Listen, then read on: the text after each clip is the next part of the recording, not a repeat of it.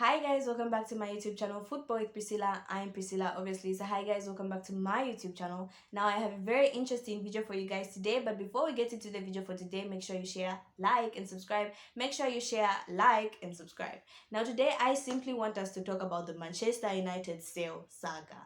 Now I've read a lot of articles, watched a lot of videos, and it all seems really complicated. But when you look at it, really, it's not that complicated. So today I just thought, let me just make a short video and a very simplified video explaining this whole Manchester United sale saga and the bidding war that is currently existing, right? So in order for us to understand this Manchester United sale saga, we have to go to the most important people or the key people in this whole situation, the Glazer family. Who are the Glazer family? Now, the Glazer family are the people that own Manchester United, well, majority of Manchester United, right?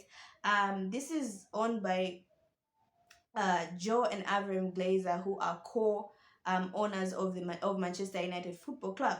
Now, the Glazer family have owned Manchester United for at least 17 years. That means they have overseen Ferguson, they've overseen Moyes era, Van Gaal era, Mourinho era, Solskjaer era, Radnick era. Currently, they're in the Ten Hag era. Now, one thing we've noticed is if you watch football and you've gone with current events, but with regards to Manchester United, you've noticed that there have been a lot of complaints, right, with regards to the Glazer family. My only complaint is the fact that, guys, we have a lot of chances of spending money, but we don't spend money. We've been bringing coaches, but we never really spend money on the right players. Now, that is one of the few complaints that people have against the Glazer family. Now, I'm obviously from Zambia, so that is my complaint, really. I can feel that. But for the people that are in England that actually understand the situation, here are a few complaints that they make.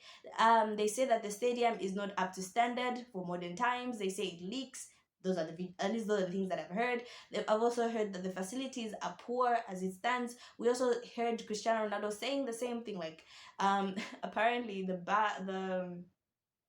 facilities that he left years ago are still the same facilities. So it's not only the people, the ordinary fans, but even players as well have called out the Glazers.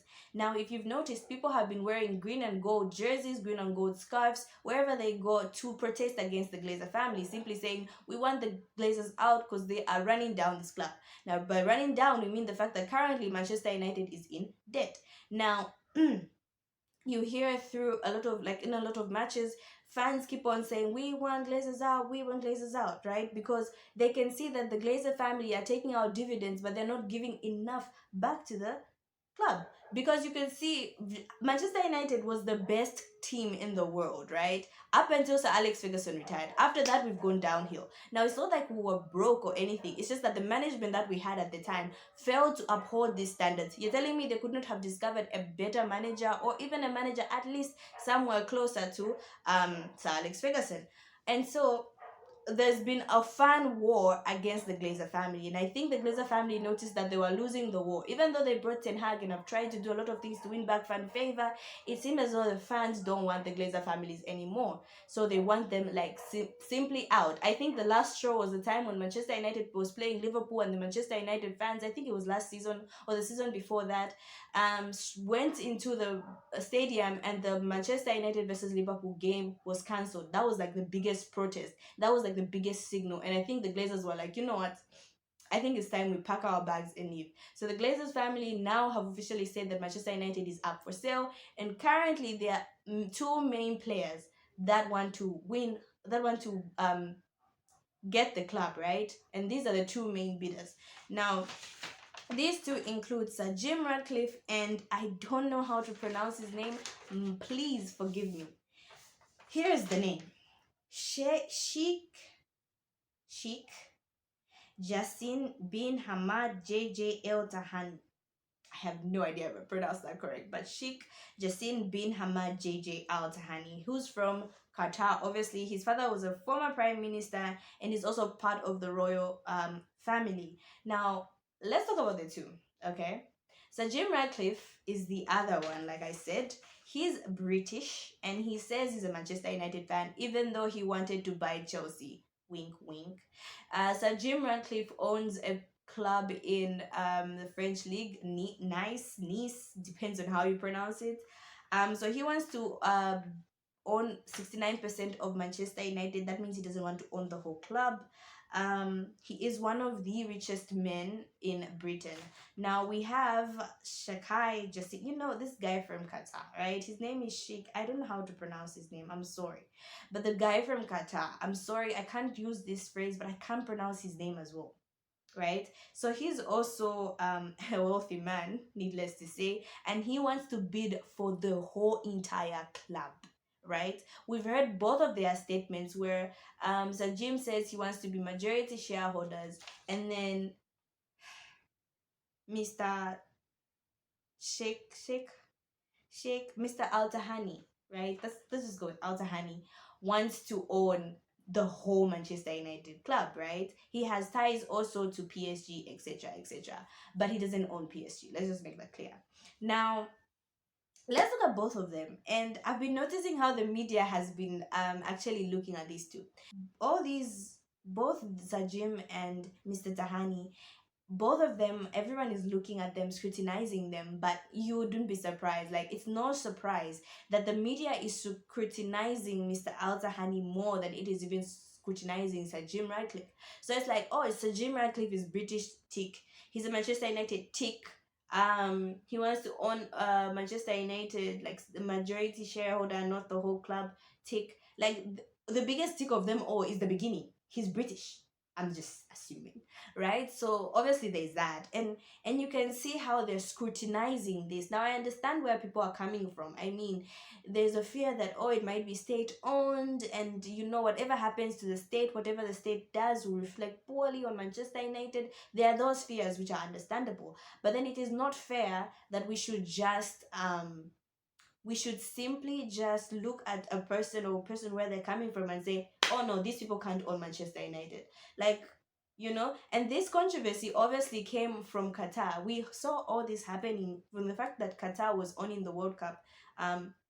Last year there was all that human rights talk, controversy, the West trying to be the moral police, saying, oh no, look at what Qatar has done. Yes, because the Western world has been saints. They are angels. They do no wrong. They know no wrong.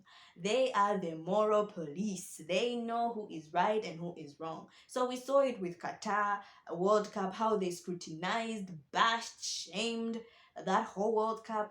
And I wasn't shocked when I heard that a person from Qatar wanted to bid for Manchester United. I knew, I was like, this is about to be interesting. But I feel like, regardless of both of the situations, right?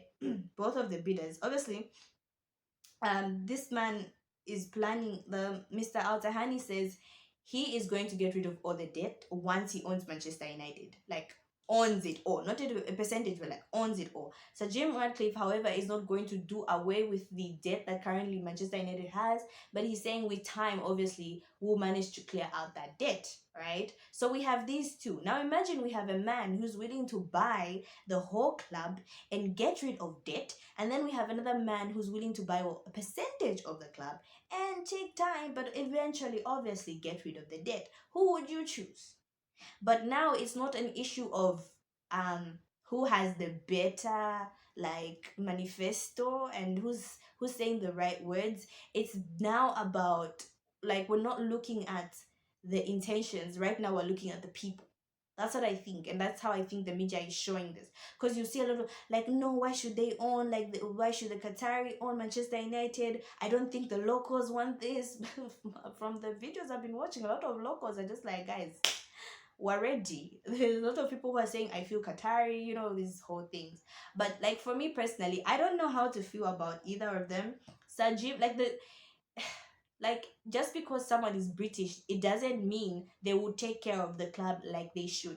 I'll give an example of Roman Abramovich, right? Roman Abramovich was Russian, right? I'm sure the first time he wanted to own Chelsea, poor like, but then you've seen how I feel like he's been one of the best owners, like was one of the best owners anyway, because with the time when he was owning Chelsea, he made sure Chelsea was where they are today. Like, he bought the players, he got the right managers.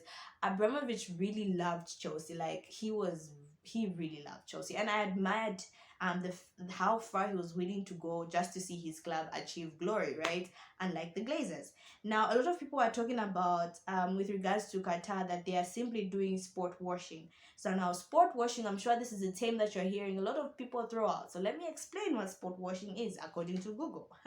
Sports washing is a term used to describe the practice of individuals, groups, corporations, or governments using sports to improve reputations tarnished by wrongdoing. Like I said, morality police for everyone who is bringing sports washing in this. I've seen what who's the owner of Man City? um I need to look, but I've seen how they have and for every time we laughed at oil money and said etc. Personally, for me, I never laughed at Man City and said oil money because I don't think that stands. Like, yes, Man City doesn't have history, but also I feel like the owners of Man City have spent their money well. If you look at Pep Guardiola and the players he buys, half of the players we don't know them. I didn't know Gabriel Jesus up until he came to Man City. I didn't know Gudogan. I didn't know who else. I didn't know a lot of them actually before they came to Man City. But you could see how their owners have let um Pep Guardiola managed that team, and that's why they're in glory, right now. But then we can also look another case study of PSG. Now, PSG ish, because when you look at how the managers and the players are, PSG is that team where they just buy anything and anyone. You know, it's like a showroom, like where the best players are. You just go and look at them. And obviously, we've seen how PSG has struggled in the Champions League, and we can see that clearly the managers at PSG do not have authority over those over those teams, the side, because the PSG ownership just keep on bringing players. Like, even if it doesn't make sense, they just keep on bringing them. So you have two case studies of Man City who's actually being run well, and we have PSG who's not really been run well, right? And we have Newcastle who's also upcoming. So there's all that issue, but I just think we should look at do a proper scrutinization and not scrutinize the people. So if we want to talk about football, right, if we want Manchester United to be owned by a good ownership, and we want Manchester United to come back to those glory days, I don't think we should look at the people and the fact that this one is British. So because he's British, he's going to bring Manchester United back to its glory days. Obviously, I think let's look at the intentions, right?